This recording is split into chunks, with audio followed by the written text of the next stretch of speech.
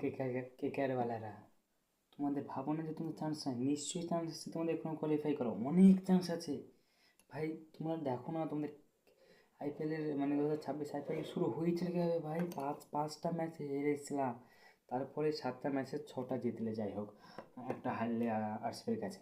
তবে এখন দেখবার বিষয় এটাই যে কেকেআর কি আদৌ কোয়ালিফাই করতে পারবে 2026-এ?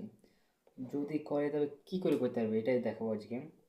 তো প্রথমত যেটা হওয়া উচিত কেকেআরের মানে কেকেআরকে ফোরে যাওয়ার জন্য, মানে কোয়ালিফাই করার জন্য যেগুলো হওয়া উচিত সেটা হলো এলএসজি বনাম পাঞ্জাবের ম্যাচে অবশ্যই এলএসজিকে জিততে হবে, এমআই বনাম আরআর ম্যাচে অবশ্যই আরআরকে জিততে হবে, আর কেকেআর বনাম ডিসির ম্যাচে ভাই কোনো কথাই নেই, কেকেআরকে জিততেই হবে, তবেই কার যেতে পারে কেকেআর কোয়ালিফাই করতে পারে বা 4 নম্বর যেতে পারে। কারণ পাঞ্জাব বর্তমানে রয়েছে 13 ম্যাচে 13 পয়েন্টে, জিতে গেলে 15 পয়েন্ট হয়ে যাবে, তাদের 14 ম্যাচে 15 পয়েন্ট হয়ে যাবে।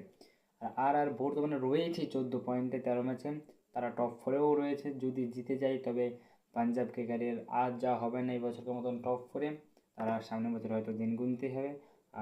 আর ভাই আন্ডারগ্রাউন্ডের বাজ হয়ে খেলা শেষ করে চলে যাবে। যদিও বর্তমানে মানে মোটামুটি চলছে, যাই হোক, কিন্তু পাঞ্জাব টিমটা ভাই প্রথমে কী স্টার্ট না দিয়েছিল ভাই, মানে ম্যাচ হারানো ওদের মানে একটা অন্য টিমের স্বপ্ন হয়ে দাঁড়িয়েছিল, সেখান থেকে পরপর কতগুলো ম্যাচ হেরে গেল ভাই। আর এদিকে কেকেআরওয়ালারা ভাই, কেকেআর পর পর 5টা ম্যাচ হেরে যায়, তারপরে 7টা ম্যাচের মধ্যে ভাই কামব্যাক দেয়, 6টা ম্যাচ জিতে, একটা ম্যাচ হেরে যায় আরসিবির কাছে, সেটা আলাদা ব্যাপার, মানে হার জিত রয়েছে কেকেআরের, মানে সবার একটি খেলার মধ্যে হার জিত রয়েছে। তবে কেকেআরের যাওয়ার চান্সটা এই বছর অনেকেই রয়েছে কোয়ালিফাই করার, দেখা যাক কতদূর কী হয়। ভিডিওটা ভালো লাগলে অবশ্যই লাইক করে দেবেন, চ্যানেলে নতুন হয়ে থাকলে সাবস্ক্রাইব করে দেবেন। ধন্যবাদ।